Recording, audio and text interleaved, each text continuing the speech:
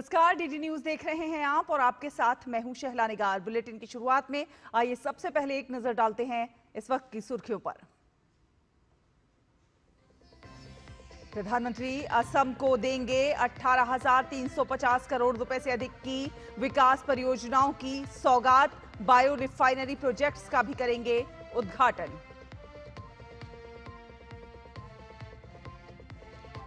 देश भर में मनाया जा रहा है हिंदी दिवस। केंद्रीय गृह मंत्री अमित शाह गुजरात में हिंदी दिवस पर आयोजित 5वें अखिल भारतीय राजभाषा सम्मेलन में होंगे शामिल।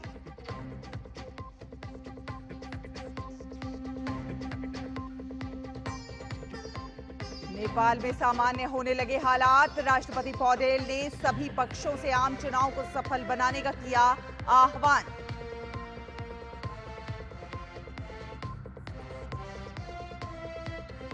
लंदन में 1 लाख से ज्यादा एंटी इमिग्रेशन और एंटी नस्लीय प्रदर्शनकारी सड़क पर उतरे। ब्रिटिश संसद की ओर किया कूच। कई पुलिसकर्मियों पर हमला।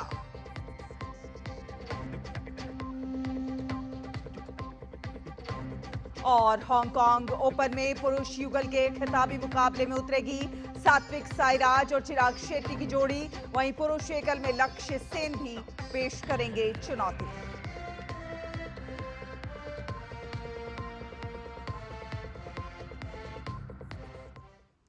तो आपको बता दें कि प्रधानमंत्री नरेंद्र मोदी आज असम के दरांग में 18,500 करोड़ रुपए से अधिक की लागत वाली प्रमुख बुनियादी ढांचा और औद्योगिक विकास परियोजनाओं का उद्घाटन और शिलान्यास करेंगे। इन परियोजनाओं में दरांग मेडिकल कॉलेज और अस्पताल, जीएनएम स्कूल और बीएससी नर्सिंग कॉलेज शामिल हैं, जो क्षेत्र में चिकित्सा, शिक्षा और स्वास्थ्य सेवा को मजबूत करेंगे। इसके साथ ही PM Modi Guwahati ring road परियोजना का भी शिलान्यास करेंगे। ये परियोजना शहरी गतिशीलता को बढ़ाएगी। और इसके साथ ही पीएम मोदी ब्रह्मपुत्र नदी पर कुरुवा नरेंगी पुल का भी शिलान्यास करेंगे। प्रधानमंत्री नरेंद्र मोदी के दौरे को लेकर हमारे संवाददाता ऋषि कुमार ने भाजपा नेता प्रमोद स्वामी से खास बातचीत की है, वो आपको दिखाते हैं। प्रधानमंत्री नरेंद्र मोदी का सपना है कि नॉर्थ ईस्ट देश की मुख्य धारा में वो भूमिका निभाए जो एक अग्रणी तो हो ही, साथ ही साथ बाकी जगहों के लिए प्रेरणा का कारण भी बने। हमारे साथ इस समय बीजेपी के वरिष्ठ नेता प्रमोद स्वामी जी हैं, जो कि प्रधानमंत्री की जो यात्रा है, सर जिस तरीके से यात्रा है और इसमें जो विकास की तमाम आधारशिलाएं और उद्घाटन किए जाएंगे, किस तरीके से देख रहे हैं? यूपीए सरकार की जो पॉलिसी थी वो लुक ईस्ट पॉलिसी थी। वो देखते थे, एक्शन कुछ नहीं था। प्रधानमंत्री ने पूरे नॉर्थ ईस्ट को अष्टलक्ष्मी की दृष्टि से देखा है और उन्होंने इस बात को महसूस किया है कि नॉर्थ ईस्ट का अगर डेवलपमेंट होगा तो पूरे भारत का डेवलपमेंट होगा। माननीय प्रधानमंत्री श्री नरेंद्र मोदी जी ने जब से देश की बागडोर संभाली है, उन्होंने जो हमारे जो युवक सशस्त्र संग्राम कर रहे थे, उन लोगों को बातचीत के द्वारा मुख्य धारा में लेकर के आए। जिस तरीके से उद्घाटन है, एक तो नुमालीगढ़ में और दरांग में, इन जगहों के लिए ये कितना महत्वपूर्ण है? करीब 18,000 करोड़ रुपए की जो विभिन्न जो परियोजनाएं हैं, उनका वो शिलान्यास या उद्घाटन करेंगे। जागी रोड में इसके पहले जो 27,000 करोड़ रुपया लगा करके जो सेमीकंडक्टर का जो प्लांट लगाया गया है, जिसकी आधारशिला रखी गई है, उसमें डेली आपको 48,000 मिलियन चिप्स जो है वो पर डे उसमें उत्पादन होगा। एक समय थे जब यूपीए के प्रधानमंत्री डॉक्टर मनमोहन सिंह साहब थे, जो आसाम से ही रिप्रेजेंट करते थे राज्यसभा में। उन्होंने तो ऑयल रॉयल्टी का पैसा भी आसाम का जो करीब 6,000 करोड़ रुपया था, वो भी उन्होंने रोक दिया था। लेकिन आज पैसे की कोई कमी नहीं है और जो डेवलपमेंट जो है वो जो चौमुखी, जो असम का और नॉर्थ ईस्ट का जो चौमुखी विकास हो रहा है। प्रधानमंत्री जिस तरीके से सांस्कृतिक पहचान और विचार धाराओं के साथ साथ जो विरासत है उसको भी बढ़ावा देते हैं, उसके बारे में क्या? नहीं, बिल्कुल देखिए, विरासत और विकास ये दोनों ही महत्वपूर्ण है। कोई भी एक राष्ट्र अपनी विरासत को भूल कर करके वो राष्ट्र अपने गौरवशाली अतीत को भूल कर करके वो राष्ट्र अपनी गरिमा को हासिल नहीं कर सकता। जिस तरीके से विरासत और विकास को आगे बढ़ाने की जो नीति है और जो अभियान है प्रधानमंत्री नरेंद्र मोदी ने नॉर्थ ईस्ट के लिए अपनाया हुआ है, उसी को यहाँ पर जो नेता हैं वो स्वीकार कर रहे हैं और मानते हैं कि उनकी यात्राओं से उन्हें न सिर्फ बल मिलता है बल्कि उन्हें उत्साह भी मिलता है। कैमरामैन योगेश के साथ ऋषि कुमार, डीडी न्यूज़, गुवाहाटी। और आपको बता दें कि प्रधानमंत्री नरेंद्र मोदी आज असम के नुमालीगढ़ में दुनिया के पहले बांस आधारित एथेनॉल प्लांट का भी उद्घाटन करेंगे। केंद्रीय पेट्रोलियम और प्राकृतिक गैस मंत्री हरदीप सिंह पुरी ने कहा है कि नुमालीगढ़ का बांस आधारित एथेनॉल प्लांट दुनिया का पहला ऐसा प्लांट है जो कि प्रतिवर्ष 5 लाख टन बांस से 50,000 टन एथेनॉल बनाएगा। इससे अन्य बाय प्रोडक्ट्स भी बनेंगे और ये भारत के पेट्रोकेमिकल ग्रोथ को प्रकट करता है। केंद्रीय मंत्री ने कहा कि असम में 12,000 करोड़ से ज्यादा के विकास कार्यों की सौगात प्रधानमंत्री की उत्तर पूर्व के विकास के प्रति प्रतिबद्धता को दर्शाती है। इससे इलाके के युवाओं, किसानों को फायदा होगा। One is the plant which will make ethanol from bamboos. It's the first plant of its kind in the world. It will process 5 lakh tons of bamboo every year, that is 500,000 tons of bamboo every year, and produce 50,000 tons of ethanol. My understanding is this production has already started. 40 एकड़ में 5,000 करोड़ रुपए की लागत से तैयार इस plant से हर साल 5 लाख टन बांस से 50,000 टन एथेनॉल तैयार होगा। प्रधानमंत्री नरेंद्र मोदी अपने असम दौरे के दौरान असम के गोलाघाट के नुमालीगढ़ में विश्व के पहले बांस आधारित एथेनॉल प्लांट का यहां पर उद्घाटन करेंगे। आप देख सकते हैं मेरे पीछे कि किस तरीके से ये जो 43 एकड़ में करीब 5,000 करोड़ की लागत से ये एथेनॉल प्लांट जो है ये स्थापित किया गया है और विश्व का ये अपनी तरीके का अनूठा एथेनॉल प्लांट है, यानी कि विश्व का पहला एथेनॉल प्लांट है जो कि बांस पर आधारित है। और इस प्लांट के शुरू होने से जो सरकार का एक कोशिश है कि ग्रीन एनर्जी को बढ़ावा देना और पेट्रोल में जिस तरीके से 20% जो है एथेनॉल की मिक्सिंग अभी की जा रही है उसको ब्लेंडेड किया जा रहा है, उसमें ये काफी सहायक होगा। हमारे से बात करने के लिए जो भास्कर ज्योति फुकन जी हैं जो कि एमडी हैं इस रिफाइनरी के। सर, किस तरीके से ये प्लांट काम करेगा, क्या खासियत है इसकी? आपको मैं बांस की खासियत बता देता हूँ। वहाँ पे 3 चीज़ें रहता है, एक को बोलते हैं लिग्निन, सेमी सेलुलोज और सेलुलोज। सेलुलोज आगे चल के वो इथानॉल में कन्वर्ट होता है। इसमें 2 मेजर प्रोसेस है, एक इसको हाइड्रोलिक माने एंजाइम देके हाइड्रोलाइसिस किया जाता है, वहाँ से जो सेलुलोज पोर्शन है ग्लूकोज में कन्वर्ट हो जाता है और ग्लूकोज को ईस्ट द्वारा उसको इथानॉल में कन्वर्ट किया जाता है। कितनी कैपेसिटी का प्लांट है और किस तरीके से इसका प्रोडक्शन होगा और जो रिफाइनरी है यहाँ पर पहले से उससे किस तरीके से इंटरलिंक है? 300,000 मेट्रिक टन 300 TMT और ड्राई बेम्बो खाएगा। वो आप वेट बेम्बो के हिसाब से देखेंगे तो 500 TMT होता है। तो वो लेके हम 50 TMT ऑफ इथानॉल बनाएंगे, 19 TMT ऑफ फार्फुल बनाएंगे, 11 TMT ऑफ एसिटिक एसिड बनाएंगे और 25 मेगावाट ऑफ पावर बनाएंगे। तो यहाँ पे जो इथानॉल बनेगा पूरा का पूरा ये रिफाइनरी ही ले लेगा क्योंकि हम लोग का टर्मिनल में ही ये ब्लेंड हो जाएगा। जी बिल्कुल। तो जो नुमालीगढ़ जो रिफाइनरी है जो कि रिफाइनरी के लिए जाना जाता है उसके ठीक बगल में ये प्लांट जो है वो स्थापित किया गया है और विश्व का अपनी तरीके का ये पहला ऐसा प्लांट है जो कि बांस आधारित जो है इथेनॉल जो है उसका प्रोडक्शन यहाँ पर करेगा। पूरी तरीके से ग्रीन एनर्जी पर ये चलेगा और इसके बन जाने से अब जो है जो एथेनॉल है वो यहाँ पर बन सकेगा और जो बांस यहाँ पर जो कि बहुतायत में पाया जाता है असम में, उस बांस के माध्यम से यहाँ पर एथेनॉल बनने की जो प्रक्रिया है वो आगे बढ़ेगी और इसके जो लाभ है वो कहीं ना कहीं जो सरकार की कोशिश है कि 20% जो एथेनॉल को जो पेट्रोलियम में मिलाना है और उसमें कहीं ना कहीं बहुत बड़ा एक गेम चेंजर ये होगा और ग्रीन एनर्जी को बढ़ावा मिलेगा। कैमरामैन सुनील के साथ अजीत द्विवेदी, नुमालीगढ़, असम। और इससे पहले प्रधानमंत्री नरेंद्र मोदी ने कल गुवाहाटी में भारत रत्न डॉक्टर भूपेन हजारिका की 100वीं जयंती के उपलक्ष्य में आयोजित समारोह में भाग लिया।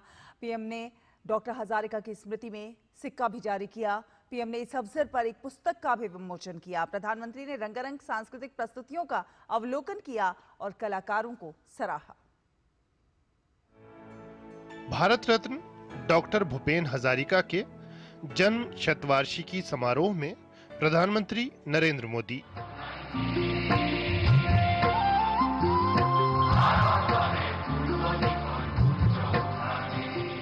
गुवाहाटी में रंगारंग सांस्कृतिक प्रस्तुतियों ने इस आयोजन को यादगार बना दिया।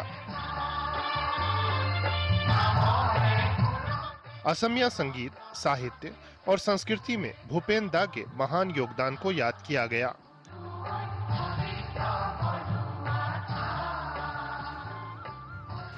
पीएम ने कहा कि उनकी सरकार बहुत गर्व से भूपेन दा के जन्म शताब्दी वर्ष को सेलिब्रेट कर रही है।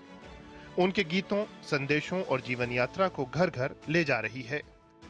दशकों पहले जब नॉर्थ ईस्ट उपेक्षा का शिकार था, नॉर्थ ईस्ट को हिंसा और अलगाववाद की आग में जलने के लिए छोड़ दिया गया था, तब भूपेन दा उस मुश्किल समय में भी भारत की एकता को ही आवाज देते रहे। उन्होंने समृद्ध पूर्वोत्तर का सपना देखा था। उन्होंने प्रकृति के अद्भुत सौंदर्य में बसे पूर्वोत्तर के लिए गीत गाए थे। प्रधानमंत्री ने डॉक्टर हजारिका की स्मृति में सिक्का भी जारी किया। पीएम ने कहा कि भूपेन दा ने जिन आदर्शों को जिया, जो अनुभव किया, वही अपने गीतों में भी गाया। वो एक भारत श्रेष्ठ भारत की भावना को जीते थे। पीएम ने कहा कि देश ने नॉर्थ ईस्ट के विकास के साथ साथ कल्चरल कनेक्टिविटी को भी बड़ी अहमियत दी है। ये एक अभियान है जो अनवरत जारी है। आज नॉर्थ ईस्ट को लेकर उनके सपनों को साकार करने के लिए हम दिन रात काम कर रहे हैं। हमारी सरकार ने भूपेन दा को भारत रत्न देकर पूर्वोत्तर के सपनों और स्वाभिमान का सम्मान किया और पूर्वोत्तर को देश की प्राथमिकता भी बनाया। हमने देश के सबसे लंबे ब्रिजेज में से एक असम और अरुणाचल को जोड़ने वाला ब्रिज बनाया, तो उसका नाम भूपेन हजारिका ब्रिज रखा। प्रधानमंत्री ने इस अवसर पर एक पुस्तक का भी विमोचन किया। पीएम ने कहा कि जो नए भारत का सपना भूपेन दा ने देखा था, अब वो राष्ट्र का सामूहिक संकल्प बन गया है। विकसित भारत के लिए पीएम ने वोकल फॉर लोकल के महत्व को रेखांकित किया। साथ ही सभी से स्वदेशी उत्पाद अपनाने को कहा। असम पहुंचने पर पीएम का अभिनंदन भी बड़ी गर्मजोशी से हुआ। Bureau report, DD news. और गुवाहाटी में भारत रत्न भूपेन हजारिका की 100वीं जयंती समारोह में प्रधानमंत्री नरेंद्र मोदी ने ऑपरेशन सिंदूर का भी जिक्र किया। मंच से उन्होंने एक बार फिर ये साफ कर दिया कि नया भारत जो है वो किसी भी हालत में देश की सुरक्षा से कभी भी समझौता नहीं करेगा।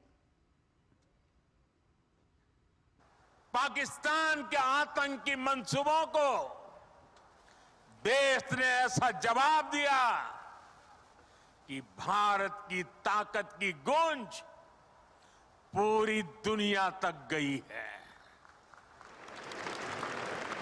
हमने दिखा दिया भारत का दुश्मन किसी भी कोने में सुरक्षित नहीं रहेगा।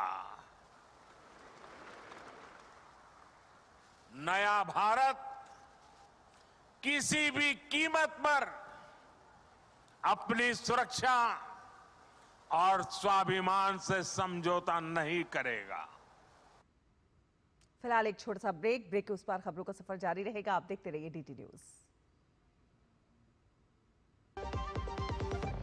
सस्ते वाले दाल मसाले स्वाद हुआ बेकार। एमडीएच की हल्दी मिर्ची धनिया करे कमाल। ये रंग दे, ये खुशबू दे, ये तीखा, ये कम पड़े। क्या निराला एमडीएच मसाला।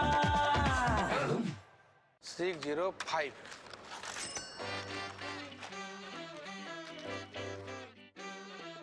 बदलो बदलो, आदत बदलो।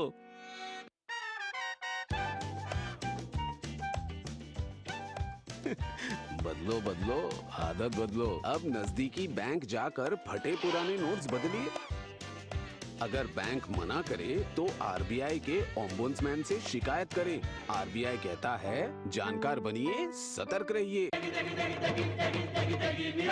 MDH की देगी मिर्च, देगी मिर्च का तड़का, अंग अंग फड़का। MDH की देगी मिर्च। ब्रेक के बाद स्वागत है। डीडी न्यूज देख रहे हैं आप और एक बड़ी खबर आ रही है खेल जगत से। जी हां, खेल जगत से एक बड़ी खबर। बर्मिंघम राष्ट्रमंडल खेलों की पदक विजेता जैस्मिन लंबोरिया ने विश्व मुक्केबाजी चैंपियनशिप में स्वर्ण पदक अपने नाम कर लिया है। जी हां, विश्व मुक्केबाजी चैंपियनशिप के फाइनल में उन्होंने पोलैंड की जूलिया को मात देकर गोल्ड मेडल अपने नाम किया। आपको बता दें, इससे पहले जैस्मिन ने सेमीफाइनल में वेनेजुएला की कैरोलिना अल्काला को 5-0 से परास्त किया था। तो जैस्मिन लंबोरिया ने गोल्ड मेडल अपने नाम किया है। विश्व मुक्केबाजी चैंपियनशिप के फाइनल में उन्होंने पोलैंड की जूलिया को मात देकर गोल्ड मेडल अपने नाम किया है। बड़ी खबर खेल जगत से आपको दिखा रहे हैं। बर्मिंघम राष्ट्रमंडल खेलों की पदक विजेता हैं जैस्मिन लंबोरिया और उन्होंने विश्व मुक्केबाजी चैंपियनशिप में स्वर्ण पदक अपने नाम कर लिया है। जैस्मिन लंबोरिया ने विश्व मुक्केबाजी चैंपियनशिप में स्वर्ण पदक जीता है। बर्मिंघम राष्ट्रमंडल खेल से ये बड़ी खबर आप तक हम पहुंचा रहे हैं। और अब बात करते हैं हिंदी दिवस की। जी हां, आज विश्व हिंदी दिवस है और इस अवसर पर गृह मंत्री अमित शाह गुजरात के गांधीनगर में 5वें अखिल भारतीय राजभाषा सम्मेलन में शामिल होंगे। हिंदी दिवस 2025 के अवसर पर आयोजित इस सम्मेलन में देश भर के विद्वानों, भाषा प्रेमियों, शोधार्थियों और राजभाषा हिंदी को व्यापक बनाने में योगदान देने वाले विद्वानों से वो संवाद करेंगे। इस सम्मेलन का मुख्य उद्देश्य हिंदी को राजभाषा के रूप में और ज्यादा मजबूत करना है। इसके अलावा गृह मंत्री सरदार धाम छात्रावास के फेज 1 और फेज 2 का भी दौरा करेंगे।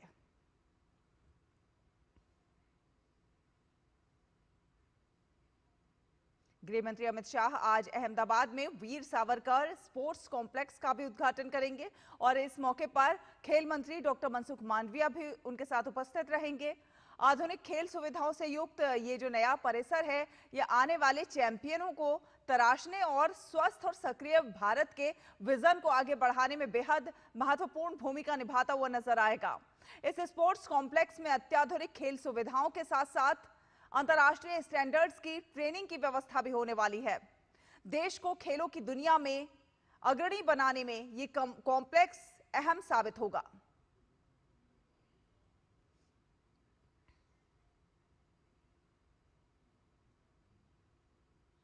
और राष्ट्रीय हिंदी दिवस आपको बता दें कि हर साल 14 सितंबर को मनाया जाता है। आज ही के दिन संविधान सभा ने हिंदी को भारत की राजभाषा के रूप में स्वीकार किया था। ये दिन हमें हिंदी के महत्व और उसकी समृद्ध परंपरा की याद दिलाता है। हिंदी केवल भाषा नहीं है, बल्कि हमारी संस्कृति, पहचान और एकता का प्रतीक है। ये लगभग 50 करोड़ से अधिक लोगों की मातृभाषा है और इंटरनेट और तकनीकी दुनिया में भी लगातार इसका प्रभाव बढ़ रहा है। देखिए ये खास बातचीत। विश्व हिंदी दिवस के मौके पर हमारे साथ मौजूद हैं विश्व हिंदी परिषद के विपिन कुमार जी। आइए सीधे उन्हीं से बात करते हैं। बहुत बहुत स्वागत है सर दूरदर्शन में, डीडी न्यूज में। आपसे जानना चाहेंगे कि विश्व हिंदी दिवस क्यों मनाया जाता है और आज के समय में ये और भी ज्यादा महत्वपूर्ण या प्रासंगिक क्यों हो जाता है? विश्व हिंदी दिवस मनाने का जो मुख्य लक्ष्य है कि पूरी दुनिया को भारत के संस्कृति से अवगत कराना, क्योंकि भाषा केवल अभिव्यक्ति का माध्यम नहीं है, ये संवाद का संवाहक भी है। इसलिए हम हिंदी का जिस तरीके से महत्व बढ़ रहा है, आज माननीय प्रधानमंत्री जी और माननीय गृह मंत्री जी के प्रयास से जो हिंदी भाषा को जो बढ़ावा मिला है, ये 125 करोड़ देशवासियों का मान सम्मान का विषय है। इससे उनका पहचान बढ़ता है।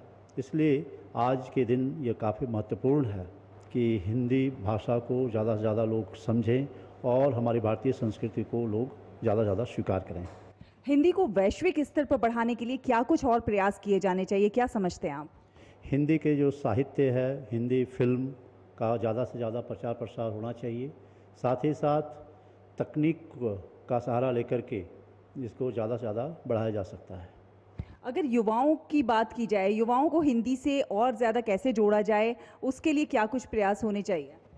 युवाओं को ज़्यादा से ज़्यादा जोड़ने के लिए विश्व हिंदी परिषद का बहुत बड़ा प्रयास है, क्योंकि विश्व हिंदी परिषद देश के हर एक विश्वविद्यालयों में, महाविद्यालयों में जाकर उनके लिए प्रतियोगिता का आयोजन करना, उनके लिए वेब सीरीज का डेवलपमेंट कराना, ऐसे कई गतिविधियां हैं जिसको विश्व हिंदी परिषद आगे बढ़ा रही है, ताकि युवा प्रतियोगिता के माध्यम से जुड़ रहे हैं, उसमें कहानी के माध्यम से, नाटक के माध्यम से उनमें रुचि पैदा की जा रही है। क्योंकि आज के युवा अपने संस्कृति से ज़्यादा लगाव रखते हैं, वो जानना चाहते हैं, क्योंकि जिस समय अभी का जो समय है ये पूरी दुनिया भारत की संस्कृति को अपनाना चाहती है और इसको लेकर के युवाओं में काफ़ी उत्साह है और युवा हिंदी को बढ़ावा देने के लिए काफ़ी प्रयत्नशील हैं।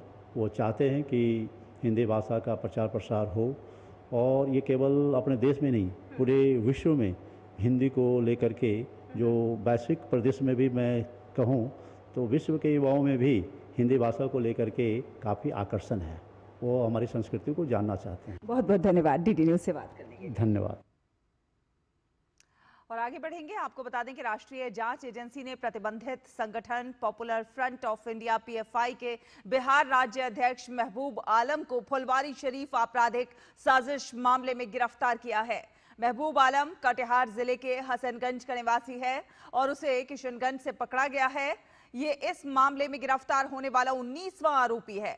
NIA की जांच में खुलासा हुआ है कि महबूब आलम PFI की उस साजिश का हिस्सा था। तो फुलवारी शरीफ आपराधिक साजिश में मामले में एक बड़ी कामयाबी मिली है। महबूब आलम को गिरफ्तार कर लिया गया है बिहार।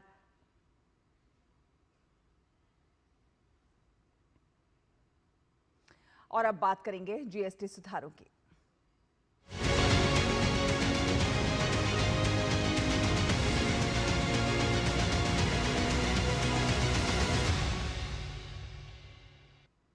भारत सरकार ने हाल ही में कई खाद्य पदार्थों और स्टेशनरी उत्पादों पर से GST हटा दिया है। वहीं कुछ खाद्य पदार्थों को घटाकर 5% की श्रेणी में रखा गया है। ये GST सुधार 22 सितंबर से लागू होंगे। इस बदलाव से देश भर के लाखों परिवारों को लाभ मिलने की उम्मीद है। इससे आम लोग सहित दुकानदार भी बेहद खुश नजर आ रहे हैं। 22 सितंबर से शुरू होने वाले नए GST सुधारों में अब अल्ट्रा हाई टेम्परेचर यानी UHT दूध, छेना और पनीर जैसी जरूरी चीजों पर कोई टैक्स नहीं लगेगा। इससे पहले इन पर 5% GST लगता था।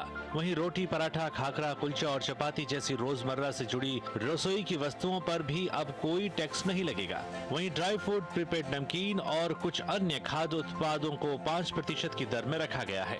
GST में की गई इस भारी कटौती से लोग बेहद खुश हैं।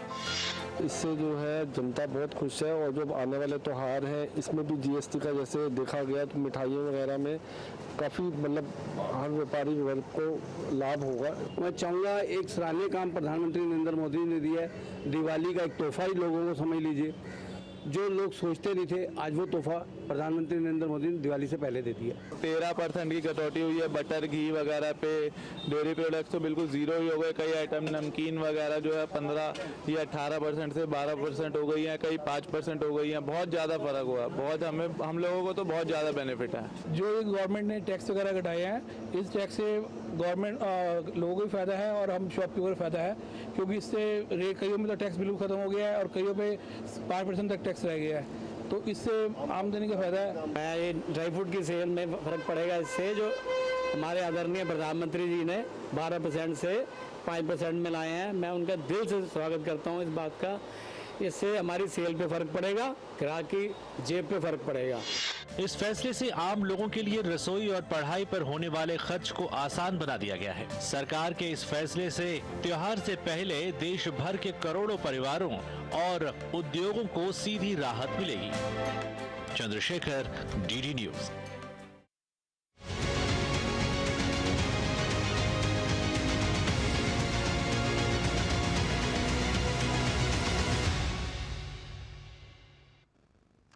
और और अंतर्राष्ट्रीय खबरों का रुख करें तो नेपाल की पूर्व मुख्य न्यायाधीश सुशीला कार्की के अंतरिम प्रधानमंत्री बनने के बाद से देश में जो हालात हैं वो सुधरने लगे हैं। नेपाल के राष्ट्रपति रामचंद्र पौडेल के कार्यालय की ओर से घोषणा की गई है कि नेपाल में संसदीय चुनाव अगले साल 5 मार्च को कराए जाएंगे।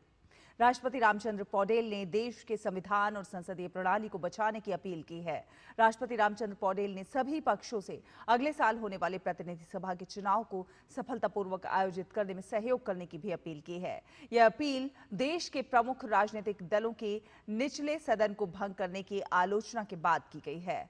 नेपाल के राष्ट्रपति पौडेल ने बयान जारी करते हुए कहा कि देश जिस विषम परिस्थिति से गुजर रहा है, ऐसे में संविधान को बचाना सबसे बड़ी प्राथमिकता है। राष्ट्रपति पौडेल ने सभी पक्षों से आगामी चुनावों को सफल बनाने में मदद करने का आह्वान किया। निचले सदन को भंग करना जेनजी प्रदर्शनकारियों की एक प्रमुख मांग थी, क्योंकि उन्हें लगता था कि संसद के वर्तमान सदस्य भ्रष्ट आचरण में लिप्त हैं। अंतरिम प्रधानमंत्री सुशीला कार्की की सिफारिश पर सदन को भंग कर दिया गया।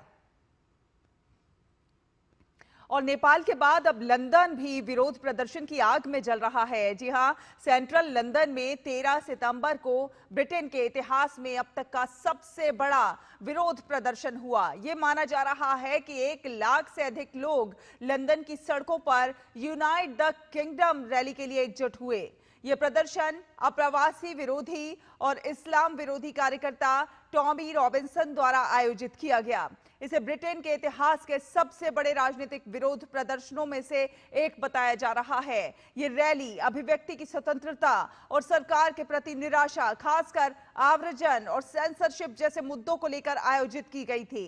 इस रैली में वे लोग भी शामिल हुए जो खुद को सरकार द्वारा उपेक्षित महसूस कर रहे हैं। ये rally stand up to racism के विरोध प्रदर्शन के साथ शुरू हुई, जिसमें 5000 के करीब लोग शामिल हुए। इस दौरान हिंसक झड़पों को रोकने के लिए पुलिस को दिन भर काफी मशक्कत करनी पड़ी। पुलिस पूरे समय प्रदर्शनकारियों को पुलिस का सुरक्षा घेरा तोड़ने और नो प्रोटेस्ट जोन में जाने से रोकती रही। इस दौरान प्रदर्शनकारियों ने यूनियन जैक और रेड व्हाइट सेंट और जॉर्ज क्रॉस झंडे लहराए। रैली में कई लोग अमेरिकी और इजरायली झंडे लहराते भी दिखे। इस दौरान रैली में शामिल लोगों ने ब्रिटेन के पीएम कीर स्टारमर के खिलाफ नारेबाजी की और उनके खिलाफ घर भेजो वाली तख्तियां भी दिखाई। आगे बढ़ेंगे, बात करेंगे खेलों की। यूएई में खेले जा रहे क्रिकेट एशिया कप में आज भारत का मुकाबला पाकिस्तान से होगा। दोनों ही टीमों ने प्रतियोगिता में जीत के साथ शुरुआत की है। भारत ने अपने पहले मैच में यूएई को 9 विकेट से हराने में सफलता पाई, तो वहीं पाकिस्तान ने अपने पहले मुकाबले में ओमान के खिलाफ जीत दर्ज की।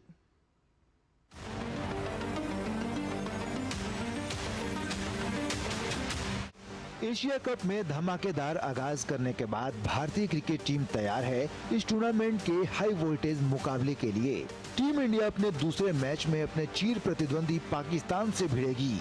मौजूदा सीजन में दोनों टीमों ने अपने अभियान की शुरुआत शानदार अंदाज में की है। भारत ने अपने पहले मुकाबले में यूएई को 9 विकेट से हराने में सफलता पाई, तो पाकिस्तानी टीम ने भी अपने पहले मैच में ओमान के खिलाफ 93 रन से बड़ी जीत दर्ज की। हालांकि अब दूसरे मुकाबले में दोनों टीमों के लिए चुनौती पहले से कहीं बड़ी होगी। दोनों टीमों के बीच अब तक के रिकॉर्ड पर नजर डालें तो T20 फॉर्मेट में भारत और पाकिस्तान की टीम 13 बार भिड़ी है, जिसमें से 10 बार जीत भारत के हाथ लगी है, जबकि 3 मैच पाकिस्तान ने जीते हैं। ऐसे में T20 फॉर्मेट में भारत का पलड़ा भारी नजर आता है। एशिया कप में दोनों टीमों के बीच हेड टू हेड की बात करें तो दोनों टीमें एशिया कप में 18 बार भिड़ी हैं, जिसमें से 10 में भारत और 6 में पाकिस्तान को जीत मिली। 2 मैच बेनतीजा खत्म हुए। भारत और पाकिस्तान के बीच हमेशा हाई वोल्टेज मुकाबले देखने को मिले हैं, लेकिन पिछले कुछ सालों में भारतीय टीम ने पाकिस्तान के ऊपर दबदबा बनाए रखा है। We've been very consistent in how we've played. Obviously, cricket at this level is about how you execute on the day. But yeah, being totally honest and looking at the recent form and how the teams have played, I would say India do start favourites tomorrow. ये दोनों टीमें इस साल champions trophy के बाद एक बार फिर आमने सामने होंगी। सूर्य कुमार यादव की अगुवाई वाली भारतीय टीम विराट कोहली और रोहित शर्मा जैसे स्टार खिलाड़ियों के बिना पाकिस्तान के सामने होगी। ऐसे में युवा खिलाड़ियों से सजी टीम इंडिया अपने जीत के सिलसिले को जारी रखते हुए हर हाल में ये मैच जीतकर पाकिस्तान का खेल खराब करना चाहेगी। यूएई को हराकर भारतीय टीम का आत्मविश्वास चरम पर है। अब टीम इंडिया यही चाहेगी कि पाकिस्तान को मात देने के बाद वो सुपर 4 की तरफ एक कदम और बढ़ा दे। कैमरामैन कुमार दत्ता के साथ अभिषेक महाजन, डीडी न्यूज। और भारत के सात्विक साईराज, रैंकी रेड्डी और चिराग शेट्टी की जोड़ी आज हांगकांग ओपन 2025 के पुरुष युगल के फाइनल में चीन के लियांग वेइकेंग और वांग चांग की जोड़ी से भिड़ेगी। भारतीय जोड़ी ने प्रतियोगिता के सेमीफाइनल में विश्व के 9वें नंबर की जोड़ी चीनी ताइपे के विंग वेई लिन और चेन चेंग कुआन को सीधे गेम में 21-17, 21-15 के अंतर से हराकर खिताबी दौर में जगह बनाई है। और भारतीय बैडमिंटन खिलाड़ी लक्ष्य सेन ने हांगकांग ओपन बैडमिंटन टूर्नामेंट के पुरुष एकल फाइनल में चीन के दूसरी वरीयता प्राप्त खिलाड़ी ली शीफेंग से होगा। प्रतियोगिता के सेमीफाइनल में लक्ष्य सेन ने ताइवान के चाउ तिएनचेन को 23-21, 22-20 से मात देकर खिताबी दौर में प्रवेश किया। इसी के साथ इस बुलेटिन में फिलहाल इतना ही। डीडी न्यूज पर खबरों का सफर लगातार जारी रहेगा। आप देखते रहिए डीडी न्यूज। नमस्कार।